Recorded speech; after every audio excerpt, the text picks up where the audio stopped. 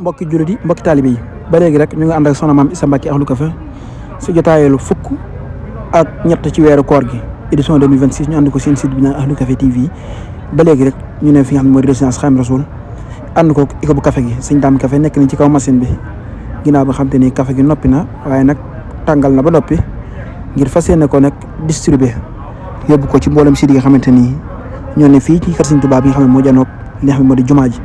macha allah gis noonu ma ànd ak personnel bi nga xamante ni ñoom la yore àndal ci liggéey bi sëñ Maam Mor xam sa diina ñu gën moo xam ci café Touba lay naan sëñ Massamba ba ci Serigne Saliou Ndour Foundiougne ñoom ñëpp ñu ngi noonu ànd ak sëñ Dame Café nekk ci li nga xamante ni moo di machine bi tarikala gis nañu équipe bi nga xamante ni yàlla dogal na ne mooy équipe bu Baye Tall gi nga xamante ni ñoom ñoo féete ci li nga xam moo di daggu mburu mi ak li nga xamante ni moo di diw mburu mi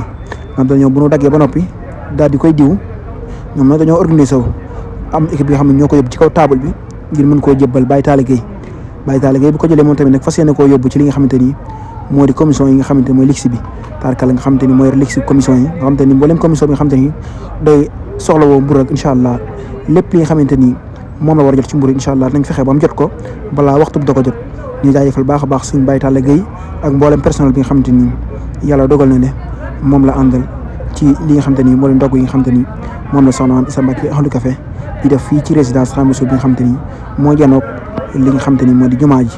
waaye nag wax ndogu wax li nga xam ne moo di ji tarkala ñii ñooy takk bisaab bi nga xam ne mbokk taalibe yi bu lali feesee rek ñi nga xam ne ñoo féete ci couloir bi nga xam ne yàlla dogal na lali day fees ndax kër gi day fees dell ak nit ñii nag dañ koy def ci ay mbuus nga xam te ni moom mbokk taalibe yi nga xam ne yàlla dogal ñoo leen mburu bu ñu joxee ba noppi ñoom tamit ñoo fay jaar yor li nga xam moo di bisaab bi mu sedd guy mu daal di mucc ayib nga xam te ne dañ koy jox mbokki taalibe yi nga xamante ni moom fu waay mën a nekk rek fii ci résidence Xaadimu Rasuul incha allah waxtu bi jotee incha allah da nga dog nu mu waree waaye ne di jaajëfal baax soxna maam Issa Mbacké Ahlu Café bintum Serigne Modou Fatou Khari Serigne Massamba kon a xam ne nag lal bii nag ñu féete fi nga xamante ni moo di fi soxna si nekk ñu gis mbokk yi góor yàlla yi ñoom ñëpp ñu ngi toog di taaxilu ku ne yor sa mburu tiim say kaas ak say tàndarma nga xam te ni di teewlu li nga xam moo di waxtu bi ndax ku ne xam ne waxtu bi moom mën nañ ne lu ci des daanaka bareetut waaye nag soxna maam Issa Mbacké Ahlu Café ngi ñu koy ñaan baax suñu borom yàggal ko fi loolu tamit ko wér liggéey bi am na solo dëgg yàlla mbokki taalibe dañuy xéewlu ba noppi di sant waaw te di ko ñaanal kon Mbacké kenn amul sag fay waaye nag sàppee soxna yi nekk nii nga xam te ne moom fii wax ku wax jigéen ñi wax góor ñi ku wax góor ñi wax jigéen ñi nga xam te kenn demul ñu des dañ ko ber jigéen ñi nekk nii góor ñi nekk nii waaye nag di préféré di leen tàllal loxo baax ci liggéeyal Serigne Touba bi waaye nag leen wax ne rek ku am saako suukar ku am lu mën di jëm ci ndogal lépp rek ñu leen tàllal loxo kon xam ne ne nag diiru weeru koor yëpp rek waaye administratrice yi nekk na nga xam te ne ginnaaw bi nga xam ne lu war dem ci lal bi def nañu ci lal yi ba noppi ñoom tamit ñu ngi toog di taaxir loolu ndigal incha allah ngir ñu fas yéene koo wéyal waaye nag Ahlu Café Touba yokku ba ñii ñoo leen daggali mburu ñu ne luñ daggee ba noppi ñoom tamit nag dañ ko daal di jébal maam Thierno Ndiaye mu daal di ko yóbbu ci mboolem commission yi nga xam te ni ñoo ne foofu moom la ñu moo di seeni lal ñu leen jaajëfal baax a baax ci liggéey bi ak organisateur bu am solo bi kon organisation bu am solo bi nga xam te ni kenn amul seen pay nga xam te ni saa su ne waxtu bu jotee kenn ku ne xam nga la war nga nekk ca tarkalla ñuy jaajëfal baax a baax a baax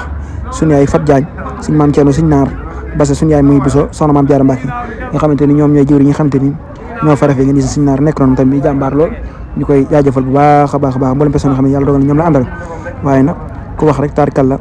wax liggéey bi wax Ahlu Café Touba yokku ba soxna say Mbacké xaas nekk ni ñoom tamit